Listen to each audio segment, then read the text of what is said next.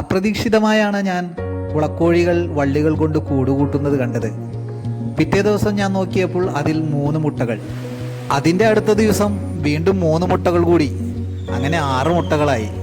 എനിക്ക് കൗതുകം കൂടി വന്നു. പക്ഷേ ഇവയെ നിരീക്ഷിക്കണമെങ്കിൽ എനിക്ക് അത്യാധുനിക ഉപകരണങ്ങളൊന്നുമില്ല.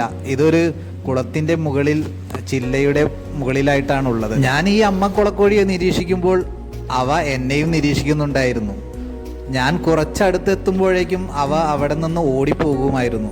എനിക്ക് ഭയമായിരുന്നു. കാരണം നമ്മളുടെ ഈ അധിനിവേശം കാരണം ഈ മുട്ടകൾ വിരിയാതെ വന്നാലോ എന്നുള്ളൊരു പേടിയുണ്ടായിരുന്നു. ഞാൻ കൂടിൻ്റെ അടുത്തോട്ടൊന്നും ചെല്ലാറില്ല കേട്ടോ. ഞാൻ വടിയിൽ മൊബൈൽ കെട്ടിവെച്ചാണ് ഈ വീഡിയോ ഒക്കെ ഷൂട്ട് ചെയ്തിരിക്കുന്നത്. നല്ല മഴയുള്ള ദിവസങ്ങളിലായതിനാൽ എനിക്ക് എല്ലാ ദിവസവും ഇവയെ നിരീക്ഷിക്കാൻ കഴിഞ്ഞില്ല.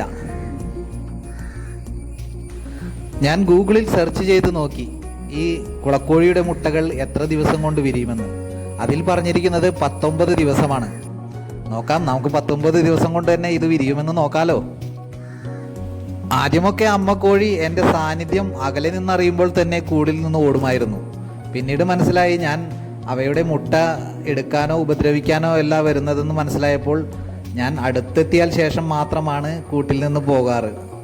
19 ദിവസം നിരീക്ഷിച്ചിട്ടും മുട്ടകൾ വിരിഞ്ഞില്ല.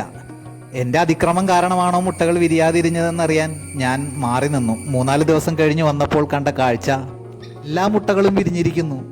കുഞ്ഞുങ്ങൾ കണ്ണു തുറക്കാറായി ഇങ്ങനെ റെസ്റ്റ് എടുത്തിരിക്കുകയാണ്. പക്ഷേ ഞാനൊരു അബദ്ധം ചെയ്തു. കുഞ്ഞുങ്ങളെ കൂടുതലും വ്യക്തമായി കാണാൻ വേണ്ടി ഞാൻ കൂടുതൽ അവയുടെ അടുത്തേക്ക് ചെന്ന് വീഡിയോ എടുത്തു. ഇതൊക്കെ നിരീക്ഷിച്ചിരുന്ന കുളക്കോഴി കുഞ്ഞുങ്ങളെയും കൊണ്ട് വേറൊരു കൂട് കൂട്ടി അങ്ങോട്ട് മാറുന്നതായിട്ടാണ് ഞാൻ പിന്നീട് കണ്ടത്. എൻ്റെ കുഞ്ഞുങ്ങളോടുള്ള കരുതൽ ആ അമ്മയ്ക്ക് എത്രത്തോളം ഉണ്ടെന്ന് എനിക്ക് അപ്പോൾ തന്നെ മനസ്സിലായി. ഞാൻ പിന്നീടൊന്നും അവയുടെ അടുത്തേക്ക് ചെല്ലാറില്ല. അകലെ നിന്നാണ് ഞാൻ ഈ വീഡിയോ പിന്നീടൊക്കെ ഷൂട്ട് ചെയ്തിരിക്കുന്നത്. അപ്പോൾ ഈ വീഡിയോ ഒക്കെ ഇഷ്ടമായെങ്കിൽ എല്ലാവരും എന്നെ ഒന്ന് സപ്പോർട്ട് ചെയ്യണം. ഓക്കെ.